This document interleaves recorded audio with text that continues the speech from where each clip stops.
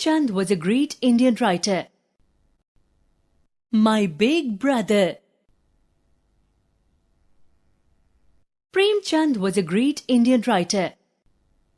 His real name was Dhanpat Rai Srivastav. Prem Chand was his pen name. He was born in a village near Banaras, Varanasi, in 1880. He died at the age of 56. Although his family wasn't wealthy, Prem Chand received a good education in Persian and Urdu. Initially, he wrote in Urdu, but switched to Hindi later.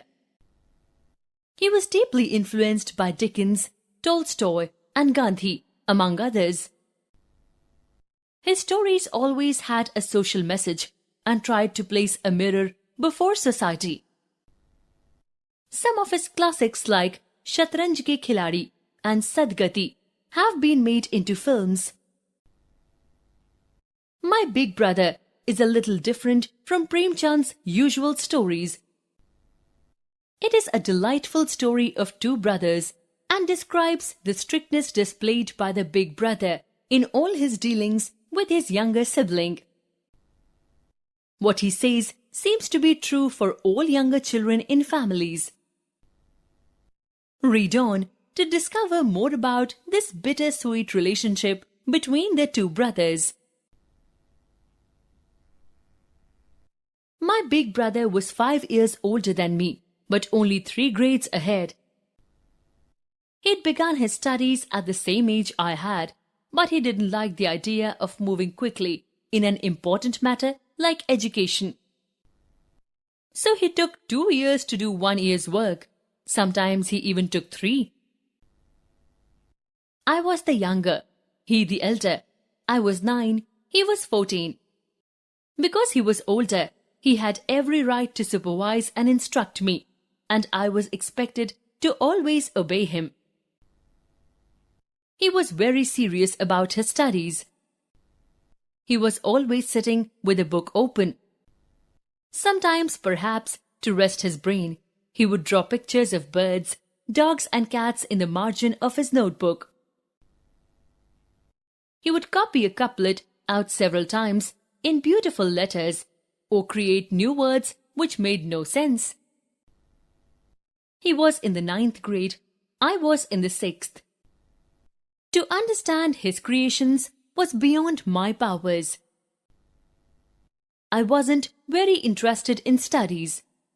As soon as I got the chance, I'd leave the hostel and go to the field and play marbles or fly paper kites, or sometimes just meet a friend. What could be more fun? But as soon as I came back and saw my brother's scowling face, I was terrified. The first question would be, where were you? If you don't study English, you'll be studying your whole life. Studying English is no laughing matter. Otherwise, everybody would be experts in English. You've got to use all your energy and then maybe you'll master the subject. And even then, you may just learn a little. Even great scholars can't write proper English, to say nothing of being able to speak it. How will you pass when you waste your time in playing? If it takes me 2 or even 3 years, you'll spend your whole life studying in 1 grade. It would be better if you just went home and saved father's hard-earned money. I'd start crying. What could I say? I was at fault. But who could take a scolding like that? My brother was an expert in the art of giving advice.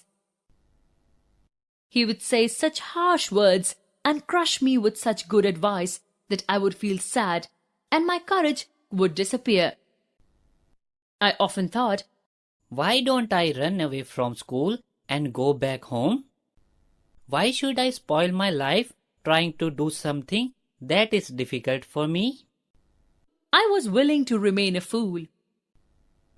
Within 1 or 2 hours, the sadness would go away, and I'd promised to study really hard. I'd draw up a routine. There was no place for play in it.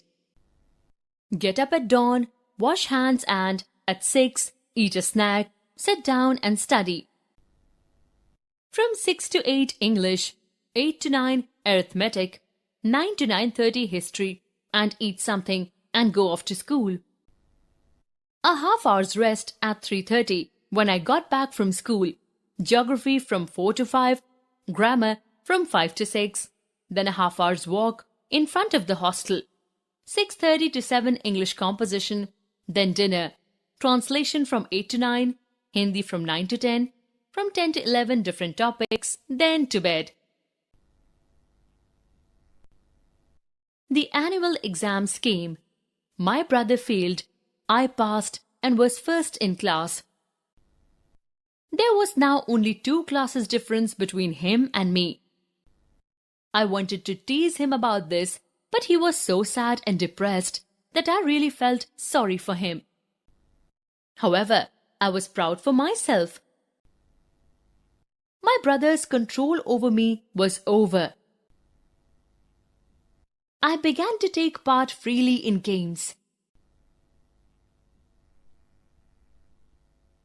When he would lecture me, I would say, With all your studying, what kind of marks did you get? He'd reply, You have become very proud. But my brother, even great men have to suffer for being proud. You must have read what happened to Ravan. Didn't you learn anything from his story? It is not enough to pass an exam. The real thing is to develop your mind. Understand the message behind what you read. Ravan was the master of the earth. All the kings of the earth respected him. But what happened to him in the end? Pride completely destroyed him. When a man becomes proud, he loses both this world and the next. You must have read about what happened to Satan too.